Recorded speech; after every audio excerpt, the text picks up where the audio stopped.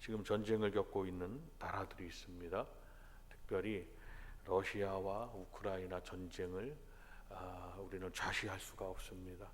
왜냐하면 이제 그 이북에서 그들과 연합해서 군대를 파견했다. 군대를 파견한다고 한다는 것은 그들과 이제 혈맹 관계를 이루겠다는 얘기였고, 그리고 우리나라에서 전쟁이 일어나면 그들도 군대를 파견하겠다는 얘기와 동일하다는 군사 전문가들은 얘기하고 있어요. 근데 러시아 사람들이 다 나쁜 사람들이냐? 그렇지 않습니다. 그 인도자가 그들을 그렇게 인도하는 거예요. 그 정권을 잡은 인도자가. 그러다 보니 당연히 군인들은 전쟁을 할 수밖에 없고, 그리고 예전에는 소비에트 연방이었을 때는 러시아와 우크라이나 다 같은 이웃집 사람입니다. 일가 친척 형제들이라는 거죠. 나라가 이제 소비에트 연방 국가가 나라를 다 나눠줬어요. 우리는 못하겠다. 더 이상 연방을 이룰 수 없다. 그래서 그들이 다 독립, 민족대로 아니면 지역대로 다 독립을 하게 해줬거든요. 근데 저렇게 전쟁을 하고 있는 거예요. 중요한 것은 전쟁의 저 포화 속으로 누가 인도하느냐에 달려 있었다는 거죠. 저렇게 지도자를 잘못 만나가지고 전쟁을 겪고 평화롭게 살 수도 있는 건데 저렇게 하고 있는 자는. 우리 성도들은 더더욱이 영적 생활에서 중요한 사실이 뭐냐? 이 땅에서 믿음 생활하는 동안, 이 땅에 사는 동안 우리는 당연히 성령의 인도함을 받고 살아야 된다라는 것을 오늘 말씀을 통해서 우리가 상고하려는 겁니다. 하나님께서는 우리의 인생을 위해서 철저한, 우리 성도들의 신앙을 위해서 철저한 안내자로 성령을 보내주셨음을 알 수가 있습니다. 그러므로 누구든지 우리 성도가 성도다운 삶을 살려고 하면 성령님과 동행해야 되는 거예요. 성도라고 하면 성령을 받은 자, 성령 충만한 자, 성령의 감동을 받은 자, 성령의 인도함을 받는 자. 그래야만이 우리가 오늘 말씀 속으로, 예수님 속으로, 진리 속으로, 교회를 수십 년 다니고 10년, 20년 다니셨어도 말씀의 지배를 받지 못하면 원점으로 돌아가는 거예요. 그러니까 누구든지 오늘 말씀을 듣고 우리 복된 교회 성도님들은 말씀 속으로 들어가시길 바라고, 성령의 인도함 속으로 들어가는 여러분들이 되시기를 바랍니다. 성령의 인도함을 받는 그분은 인생을 실패하지 않습니다. 그리고 실패했다가도 금방 그 실패가 화가 복이 되는 역사가 있게 됩니다. 그때는 알지 못하지만 나중에는 깨닫게 됩니다. 하나님의 약속을 절대로 잃어버리지 않게 됩니다. 그래서 성령님은 항상 우리 곁에 계셔서 낯설고 험한 이 길을 우리가 잘 걸어갈 수 있도록 우리를 붙드사 돕는 분이시다라는 것을 잘 기억하셔야 합니다. 제자들이 성령을 받고 난 다음에 그들이 그 험한 길을 걸어갈 때 육신으로는 다 도망갈 수밖에 없는 상황이었다가 성령의 인도함을 받는 그들은 순교의 자리로, 막 목숨을 바쳐 복음을 증거하는 자리로, 말씀을 지키는 자리로, 하나님을 경배하는 자리로. 그래서 로마에 가면 카타콤이 있어요. 로마에 가면 그 카타콤은 지하에 동굴 깎아놓은 거예요. 그쪽 지역은 석회, 동굴이죠. 흙이 아니라 그냥 그 암벽, 그런 것도 땅에 있는 거예요. 그것을 막 파고 사람이 다 파는 거예요. 어떻게 팠겠어요? 지금은 무슨 기계가 있어서 잘 팔 수 있겠지만 그 무슨 기계가 있겠어요? 다 손으로 판 거예요. 도구 같은 거 좀 써가지고 철기나 이런 것들을 썼겠죠. 왜 그러느냐? 하나님, 지상에서는 로마의 압제에 의해서 하나님을 경배할 수가 없어요. 그렇기 때문에 땅속으로 들어간 거예요. 로마에서는. 그리고 아시다시피 터키에서는 데린구유라는 곳이 있어요. 지금의 터키는 모슬림 국가지만 고대는 예전에는 그들은 기독교 국가였습니다. 동로마 제국의 중심지였고, 교회가 동서로 나눴을 때, 서방교회, 동방교회로 나뉘었을 때, 서방교회는 지금의 캐톨릭, 우리나라도 많이 들어와 있는 천주교, 서방교회. 그러니까 저 천주교를 서로마 교회라고 부르는 거예요. 근데 다시 동로마로다 동로 서방과 동방으로 나뉘게 된 거예요. 그래서 동로마 교회의 동방교회의 수도가 된 거예요. 지금 터키의 지금의 이스탄불이 예전엔 콘스탄틴 대제의 기독교 밀라노 칙령을 통해서 기독교를 공인한 사람이 있어요. 그 사람의 이름을 딴 거예요. 거기에 가면 큰 모스크 사원도 있지만 소피아 성당이라고 그래서 그분의 어머니의 이름을 딴 큰 성당이 있어요. 그러니까 터키는 무슬림 국가지만 기독교 교인들이 많이 성지순례를 가는 곳이에요. 초대교회에 거기에 산물들이 있기 때문이에요. 그리고 요한계시록에 말씀한 초대교회 7교회, 에베소 교회, 버가모 교회, 서모나 교회, 두아디라 교회, 사대 교회, 빌라델비아 교회, 라오디게아 교회입니다. 이 7교회가 거기에 다 있어요. 터키는 넓은 땅이에요. 그런데 가장 인상적인 건 뭐냐? 고대 건축물이나 그런 게 아니에요. 예전에는요, 성도들이 믿음을 내가 믿는 사람인 걸 어떻게 표현했냐면은 이렇게 표현해서 이렇게. 여러분들도 한번 해보세요. 이렇게 손가락을 이렇게 해가지고 물고기 모양을 한번 만들어 보세요. 이렇게. 한번 이렇게 잘 되나요? 물고기 모양 동그란 그 상징물 있잖아요. 익투스 글씨 들어있는 그 물고기 모양 상징물 아시죠? 지금 뭐 기독교 백화점에 가면 뭐 열쇠고리나 뭐 이런 것들. 예전에 그게 어디로부터 발원되냐면 거기로부터 온 거예요. 믿는다라고 말을 할 수가 없어요. 로마의 압제에 의해서. 서로 뭐라고 표현했느냐? 이렇게 표현했어요. 초대교회 교인이구나. 예수 믿는 사람이구나. 그들이 어디로 도망간? 로마의 압제를 피해가지고 터키의 중심이 아닌 저 내륙 지방 끝까지 쫓겨나간 거예요. 거기까지 쫓겨가가지고 거기서 살게 되는데 지상에서 살지를 못하는 거예요. 어디로 갔냐? 땅을 또 판 거예요. 파가지고 카타콤처럼 로마의 카타콤처럼 땅을 파가지고 지하 동굴 도시를 만들어 난 거예요. 수세기에 걸쳐가지고 그것을 최근에 다 발견해가지고요. 거기를 기독교인들의 초대교회 성도들의 삶의 모양을 삶의 어떤 방법 그들의 삶을 추측을 한 거예요. 참 무서운 시대가였던 거예요. 그런데 역사적으로 기독교를 핍박한 나라가 로마였죠. 아이러니하게도 거기서 또 십자가가 또 베드로 사도가 거기서 순교를 당하고 바울 사도가 거기서 순교를 당하고 그 로마에는 또 베드로 성당이 있고 또 바울 기념 성당이 있고 또 그렇게 핍박했던 죄가 많은 곳에 은혜가 많다고 그렇게 핍박했던 왕들이 거기 있었는데 거기에 세계에서 가장 천주교 포함 거기 모여가지고 거기서 막 예배를 드리고 뭐 미사를 집전하느니 막 이러고 있다는 거죠. 참 어찌 보면 아이러니한 거예요. 아마 저는 우리 북한 땅도 하나님께서 열리게 하시사 그곳에 이미 이 우리나라 기독교의 개신교, 장로교의 이미 출발점은 평양 대부흥의 운동이었고 선교사님들이 한수 이남과 이북으로 나뉘었어요. 한수 이북과 이남. 한수는 한강을 말하고요. 한강 이북을 북장로교회에서 한강 이남을 남장로교회 대표적인 교단이에요. 다른 분들도 왔지만 그래서 장로교회에서는 역사는 한강 이북의 북장로교회 선교사 최초로 들어온 언더우드 목사님이 한강 이북으로 교회를 짓기 시작한 거예요. 그리고 한강 이남 즉 그 이남의 남장로교 미국의 남장로교회 목사님들이 대부분 어디로 와서 사역을 했나 보니까 호남 지역에다가 사역을 한 거예요. 그러니까 호남 지역에 가장 오래된 장로교회, 양림교회나 그런 장로교회들 있죠. 그 교회들이 쌍벽을 이루고 연역이 그렇게 깊은 거예요. 북한 땅이 먼저 시작을 했어요. 평양 대부흥의 운동이 일어났어요. 막 새벽기도 운동이 거기서 일어났어요. 성령 부흥의 역사가 일어났어요.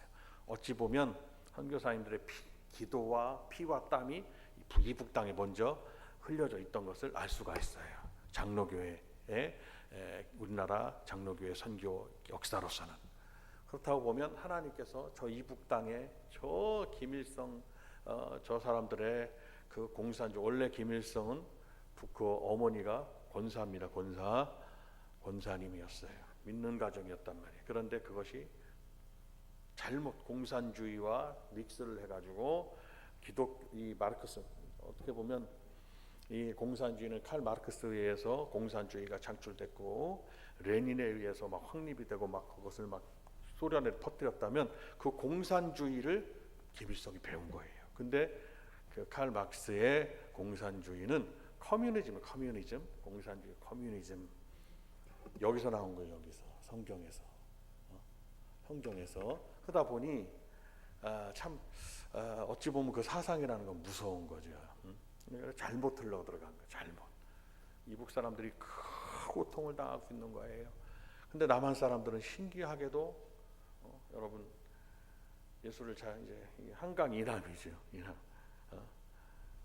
우리나라에 와서 저 미군들이 이 나라를, 우리나라를 뭐 어떤 전략적인 정치적인 뭐 그런 부분 다 떠나서 우리나라를 공산화되면 안 되니까, 적화통이 되면 안 되니까 제일 많이 보내가지고 미국 사람, 미군 군인들이, 그 젊은 미군 군인들이 와서 피를 흘린 나라, 이 나라가.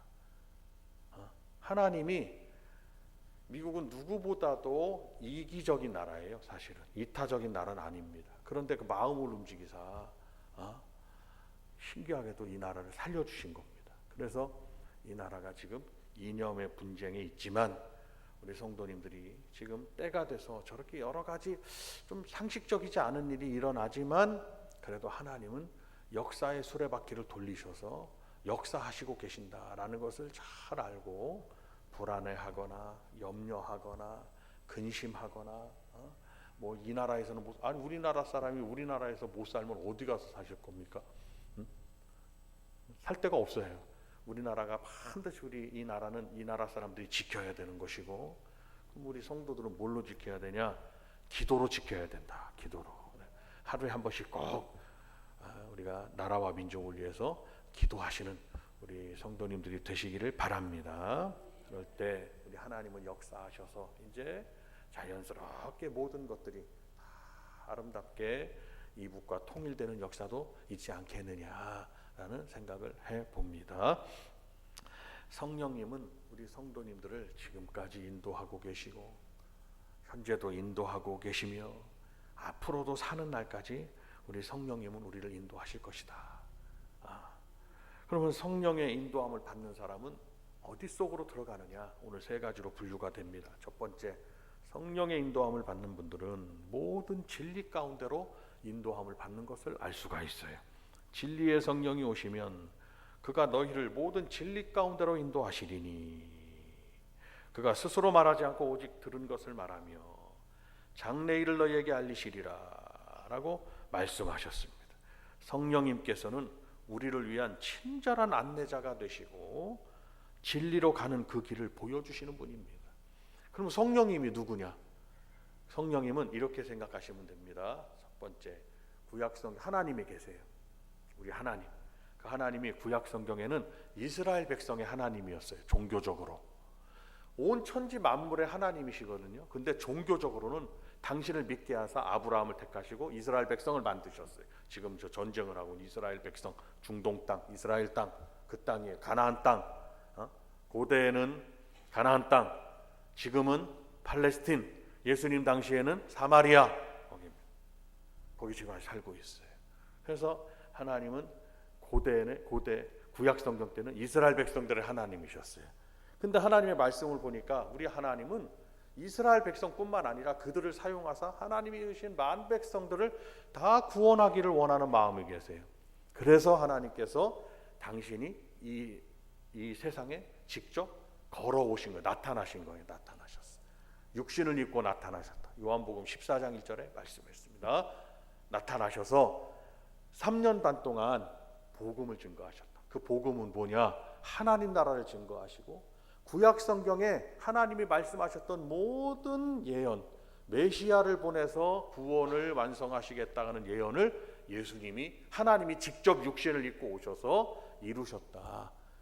그것이 바로 예수님의 하나님의 말씀에 순종하신 메시아의 순종이에요. 그것이. 그리고 난 다음에 예수님은 그대로 가셔서 당신의 일을 마치시고 하나님 나라로 승천하셨잖아요. 하나님 나라로. 그런데 하나님 나라로 승천하신 다음에 예수님이 그대로 그냥 끝내신 것이 아니라 너희는 성령을 기다리라고 그랬어요. 그럼 성령은 누구냐? 이제 예전에는 이스라엘 백성들에게 온 귀로 들려줬던 하나님이 직접 눈으로 보여주셨다는 예수님으로, 그 하나님이 이제는 영으로, 영은 물질이 아닙니다. 그러나 항구적인 존재입니다. 영원한, 물질은 없어지지만 영은 없어지지 않는다. 하나님은 영이시기 때문에 영적인 그 하나님이 직접, 구약 성경에는 이스라엘 백성들에게, 아브라함에게나 다윗에게나 이스라엘 백성들에게 하나님이셨다면, 신약에서는 예수님이 열두 제자 예수님을 봅니다. 5천 명의 베세다 광야에서 백성들이 예수님을 봅니다. 막달라 마리아가 예수님을 봅니다. 12회를 혈류증 같은 여인이 예수님을 만집니다. 나사로, 베다니 문둥이 시몬, 나사로가 예수님을 봅니다. 뭐 이런 특별한 경우 이외에는 만 백성이 예수님을 볼 수 있는 상황이 아니에요. 예수님을 경험할 수 있는, 만나 뵙고 경험할 상황이 아니에요. 그러니까 이제는 만 백성들이 하나님의 얼굴을 뵙고 하나님의 음성을 들으며 하나님과 함께 할 수 있는 그러한 구원의 영원하신 이제 구원의 완성은 그거였던 거예요. 이스라엘 백성에 그치지 않고, 12제자에 그치지 않고, 예수님을 만나 뵀던 그 사람에 그치지 않고, 오늘 온 나라 백성들이 주의 이름을 부르기만 하면 구원을 얻을 것이다. 누구든지 주의 이름을 부르면 구원을 얻으리라 라는 말씀을 이루신 거예요. 그래서 만 백성들의 하나님이 각자에게 다 임하신 거다. 내 안에 그 하나님의 영이 계신다. 그 하나님의 영이 믿는 순간, 나는 예수님을 주와 구주로 믿고 영접합니다 하는 순간, 신앙을 고백하는 순간, 나는 믿기로 하는 그 순간 성령님이 내 안에 계신다. 우리 한번 다 같이 따라합니다. 성령님이 내 안에 계십니다. 시작. 내 안에 계시는 거예요. 그러니까 귀로 듣던 하나님이, 눈으로 보던 하나님이 이제는 내 안에 함께 하신 하나님이 되셨다는 거예요. 여기까지 잘 여러분들이 이해하셨으리라고 봅니다. 그러면 그 하나님이신 그 그러니까 우리 구약 시대 때 사람들보다, 초대교회 성도들보다, 신약 시대 때 예수님 만났던 제자들보다 훨씬 우리에게는 은혜가 주어진 것이다. 성령님이 하나님의 영이, 하나님이 내 안에 계신다는 거예요. 그러니까 우리 성도들은 교회에서나 가정에서나 어디 가서든지 죄 가운데 거하면 안 되는 거예요. 하나님이 함께 하기 때문에. 내가 잘못해가지고 내 육신에 이 죄를 졌어요. 그러면 어떻게 해야 되느냐? 그 자리에서 무릎을 꿇고 회개하고, 해지기 전에 하나님 앞에 회개하고 용서함을 구하고 하루하루를 그렇게 살고, 그렇게 평생의 삶을 그렇게 사셔야 된다. 하나님이 함께 하시는 나의 삶을 내가 하나님 앞에 드리는 성도가 돼야 된다. 진리는, 그러면 성령님이 우리를 진리 가운데로 인도하시는데, 진리는 누가 진리가 되시냐? 진리는 바로 예수님이 진리신 것을 알 수가 있습니다. 요한복음 14장 6절에도 내가 곧 길이요 진리라고 말씀했어요. 성령님의 인도하심은 진리이신 예수 그리스도를 통해서 완성을 이룬다는 것입니다. 예수님은 길을 보여주며 진리가 되시고 생명을 주시는 진리의 원천이 되신다는 것을 알 수가 있습니다. 우리는 진리이신 예수님을 통해서만이 하나님께로 나아가고 하나님을 알 수 있다고 성경에서 말씀을 하고 있는 것입니다. 성령님은 나를 예수님께로 인도한다. 두 번째로, 진리는 뭐냐? 바로 진리는 말씀인 것을 알 수가 있습니다. 시편 119편에도 진리의 말씀이라고 말씀했어요. 주여 진리의 말씀이 내 입에서 떠나지 말게 하옵소서. 우리는 우리의 이 진리의 말씀, 이 말씀 안에 거하는 것이 얼마나 중요한 것인지를, 말씀은 우리로 하여금 악에서 떠나게 하고, 말씀은 우리로 하여금 죄에서 멀어지게 한다는 사실을 믿으시기를 바랍니다. 말씀은 항상 우리에게 생명과 축복을 주시는 거예요. 하나님의 말씀은. 그래서 이 말씀을 읽고 듣고 지키는 자가 복이 있고, 이 말씀을 묵상하는 분이 복이 있다는 것을 믿으시기를 바랍니다. 성령님은 쉽게 말하면 뭘 기도를 많이 해서 뭘 들었다 봤다 뭐 했다, 성령님의 역사는 제한할 수 없겠지만 그건 위험한 거예요. 여러분, 사탄이도 그렇게 역사할 수 있다는 거예요. 뭔가 눈으로 보든지 뭘 꿈을 꾸든지 했으면 그것이 말씀에 맞는지를 지켜보셔야 되는 거예요. 말씀에 맞는지를 살펴보셔야 되는 거예요. 그러면 정작 성령의 역사는 뭐냐? 우리를 말씀 가운데로, 이 하나님의 지으신 말씀 가운데로 인도하시는 거다라는 것을 잘 기억하셔야 됩니다. 그래서 진리는, 오늘 말씀대로 진리는 성령님이시라는 것을 알 수가 있습니다. 성령께서는 우리가 하나님의 계획과 목적에 따라 모든 은혜를 누리며 살 수 있도록 인도하시는 분이시다라는 것입니다.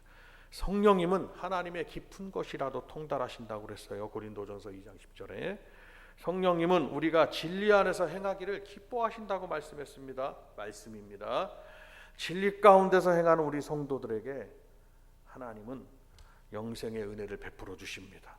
그렇지만 진리를 따르지 않는, 성령의 인도함을 받지 않는 그 성도는 믿음을 지켜갈 수가 없습니다. 이 신앙생활은 하나님 나라 이르기까지 해야 되는 롱런 마라톤 경기와 같은 거예요. 금방 조금 한 1년, 1, 2년 예수 믿다 마는 게 아니라 이 말씀입니다. 하나님 나라 이르기까지 믿으셔야 된다는 것입니다. 누구의 인도함을 받느냐? 성령의 인도함을 받으셔야 되는 거예요. 그래서 하나님의 종도 날마다 여러분들에게 말씀을 전할 때나 여러분들이 기도할 때나 성령으로 하려고 애쓰고 있다 이 말씀입니다. 성령으로. 여러분들도 마찬가지예요. 여러분들도 신앙생활을 성령의 인도함으로 하는 여러분들이 되시기를 바랍니다. 그래서 내 삶의 중심에 예수님이 계셔야 하고, 성령의 인도함에 따라 내 삶의 중심에 하나님의 말씀이 있어야 하고, 내 성령의 인도함에 따라 항상 성령의 감동과 감격이 나를 다스리고 지배하셔야 된다라는 것을 말씀을 드리는 겁니다. 자, 성령님의 역사 속에는 하나님의 영광을 나타내는 것이 있습니다. 그가 내 영광을 나타내리니 내 것을 가지고 너희에게 알리시겠습니다. 그리스도 예수의 영광을 나타내는 것이 성령님의 역사인 것을 알 수 있습니다. 예수님께서는 죽기까지 복종하셨고 하나님 아버지께 영광을 돌리셨습니다. 이는 빌립보서 2장에 잘 기록하고 있습니다. 성령님 또한 그리스도의 사역, 주님의 역사를, 주님의 또한 성품과 인격을 분명하게 알리셨습니다. 그리스도의 영광을 나타낸 성령님이셨습니다. 시편 19편 1절에도 보면 하늘이 하나님의 영광을 선포했다라고 말씀을 기록하듯 모든 창조물은 하나님의 영광을 위하여 지음받은 것이기 때문에 우리 성도들은 당연히 성령의 인도함을 받고 성령님은 우리로 하여금 하나님께 영광을 돌리는 삶을 살게 하시는 것이다 라는 것입니다. 그러나 날마다 오늘 성령을 구하셔야 하고, 성령은 무슨 세상 사람들이 말하는 저는 신들렸다, 이게 아니에요. 성령님은 굉장히 인격적이다. 내가 성령을 제한하면 성령은 역사하시지 않습니다. 육성이 강하면 성령님의 역사가 나에게 강하게 나타나지 않는다는 거예요. 그래서 우리 성도들은 항상 영적으로, 영성이 더 강한, 육성보다는 영성이 강하셔야 된다. 그래야 성령의 인도함을 받으실 수 있다라는 것입니다. 하나님의 영광은 성령의 인도하심을 받는 사람에게 임합니다. 빛을 발하는 삶을 살게 해주신다고 이사야서 60장에도 말씀했습니다. 하나님의 영광이 아닌 헛된 영광을 구하게 되면 하나님의 심판을 받게 된다고 또한 말씀합니다. 이스라엘 백성들 헛된 영광을 구해요. 자, 유대의 왕인 헤롯 왕을 보십시오. 하나님께 영광을 돌리지 아니하고 하나님께 영광을, 자신이 그 영광을 가로채고 주께 영광을 돌리지 않은 그 자리에서 하나님께 영광을 돌려야 되는데 그렇지 않으니까 어떻게 됐습니까?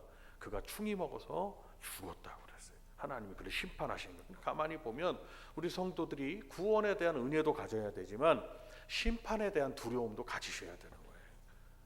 하나님은 내버려 두신 하나님이 아니라는 거예요. 내가 성령의 인도함을 받고 하나님의 영광을 위해 살아가면 복을 받지만 그렇지 않으면 하나님이 심판하신다는 것 또한 잘 아셔야 됩니다.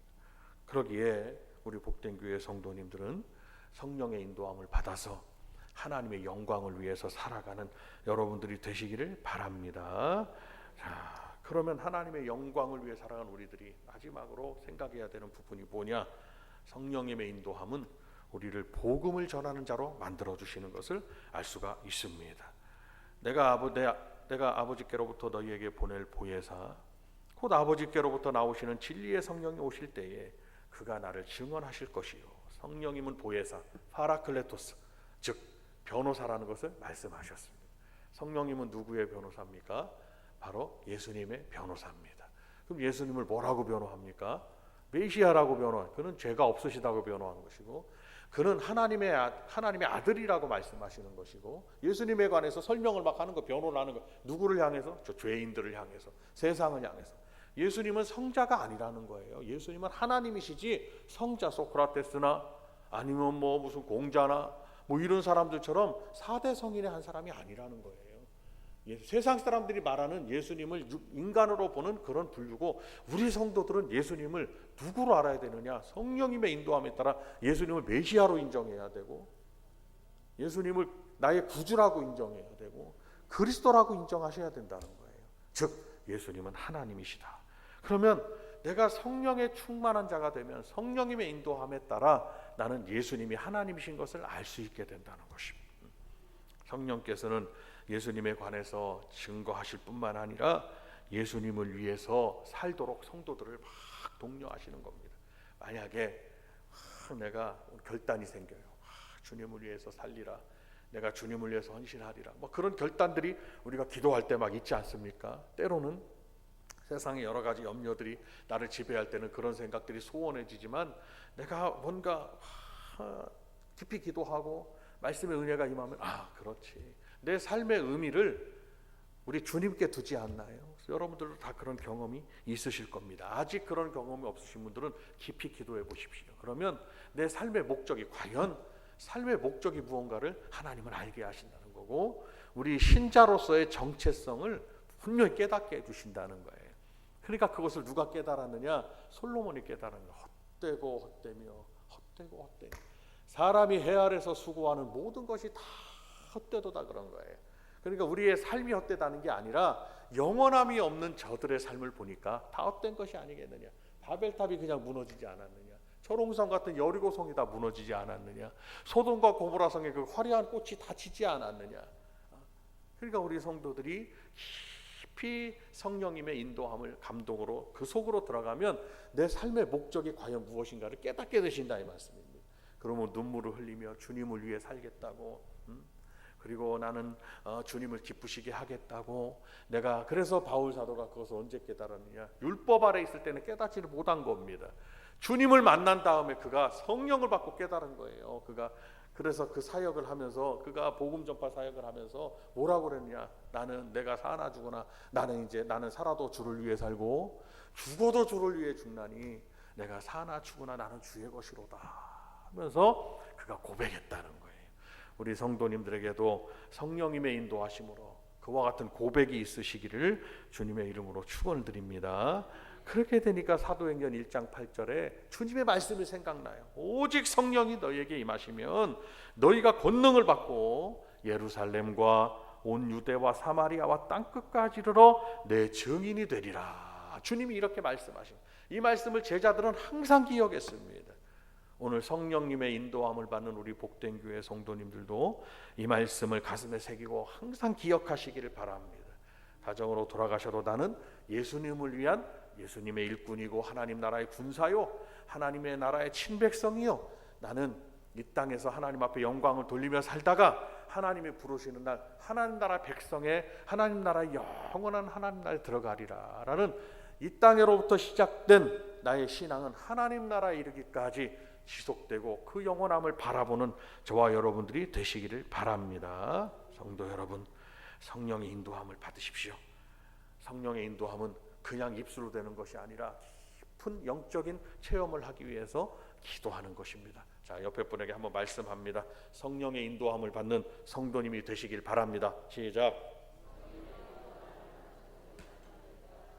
네, 여러분 말씀드리건대 성령의 인도함을 받을 때 신앙생활이 은혜로 할 수 있는 거예요. 그리고 감사로 할 수 있는 거예요.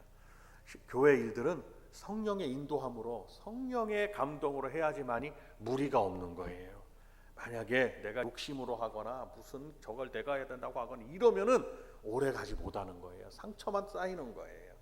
그러나 우리 복된 교회 성도님들은 오늘 이 순간 지금까지 그래왔듯 더욱더 성령의 인도함을 받으셔서 모든 상황 가운데서 진리로 인도함을 받으시기를 바라고, 예수님 안으로 들어가시기를 바라고, 예수님의 생각 속으로, 예수님의 말씀 속으로, 예수님 우리에게 주신 그 은혜 속으로 그냥 다 들어가시길 바랍니다. 그 안에 병고침도 있고, 그 안에 물질의 해결함도 있고, 그 안에 자녀의 문제가 해결되는 것도 있고, 그 안에 예수님 안에 다 있습니다. 그걸 잘 한번 말씀을 한번 보세요. 예수님 안에 다 있어요. 주께로, 주님 안으로 들어가기만 하면 삶의 문제가 다 해결된다고 믿으시기를 바랍니다. 결국에는 우리가 그 안에 있는 우리가, 예수님 안에 있는 우리가 이제 나는 예수님을 위해 살겠다고 결단하고 나아가서 예수님을 증거하는 여러분들이 되셔서 누구든지 주의 복음을 전하고, 주일날 되면 그 영혼이 주의 말씀을 한 말씀이라도 듣도록 전하고, 그래서 이 하나님의 종은 이 말씀이 예수님에 관해서, 성령에 관해서, 계명에 관해서 여러분들에게 말씀을 들을 수밖에 없는 거예요. 여러분들이 모시고 와야 되는 거예요. 주일날 여러분들도 마찬가지인 거예요. 일주일 동안 사시면서 소원해집니다. 잊어버립니다. 희미해집니다. 그렇기 때문에 주일날 막 여러분들의 믿음과 영혼을, 영성을 막 일으켜 세우기를 위해서 힘쓰고 있습니다. 이 말씀입니다. 성도 여러분, 성령의 충만한 인도함을 받는 여러분들이 되시기를 바랍니다. 우리가 두 손 들고 주여 한번 부르고, 주여